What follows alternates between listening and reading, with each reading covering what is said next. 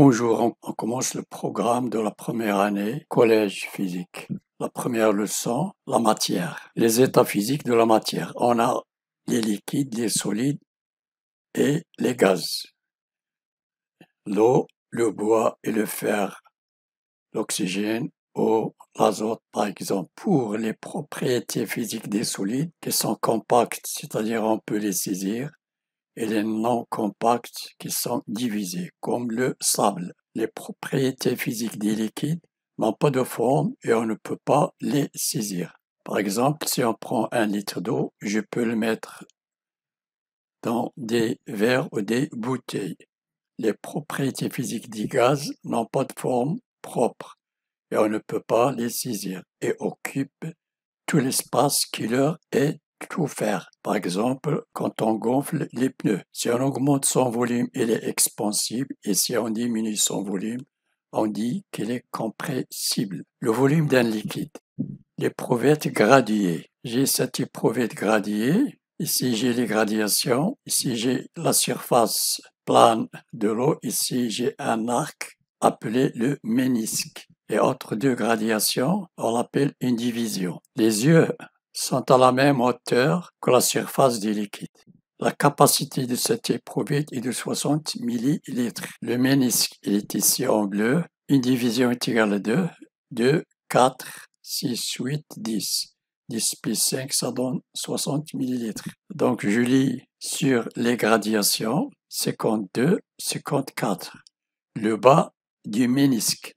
Donc, j'ai 54 millilitres. Voyons ce tableau. J'ai mètres cubes, décimètres cubes, centimètres cubes, millimètres cubes. J'ai 3 colonnes parce que j'ai ici au cube. Donc, un décimètre cube est égal à 1 litre. J'ai les litres, décilitres, centilitres, millilitres. Convertir les volumes aux unités demandées. J'ai 4518 centimètres cubes. Les centimètres cubes sont là. Je mets le chiffre des unités 8 ici. 8, 1, 5, 4. Donc égale 4,518 litres. 4,518 litres. 150 litres ici. Le dernier chiffre. Le chiffre des unités 0 est sur les litres. Donc 1 litre est égal à 1 décimètre cube, égale 150 décimètres cubes. J'ai 7,23 décimètres cubes. Les décimètres cubes, 7,230 en millilitres, donc égale 7230 millilitres. Je supprime la virgule. Ici, j'ai 0,05 litres. J'ai les litres ici, 0,05 litres. En centimètres cubes, j'ajoute un 0.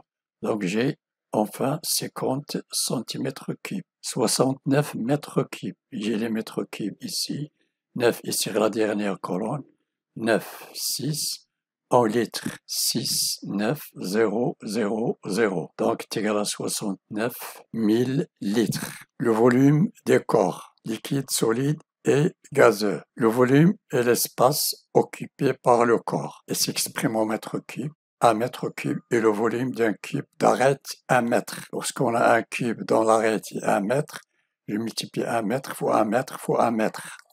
C'est 1 mètre cube. Ici, j'ai le tableau.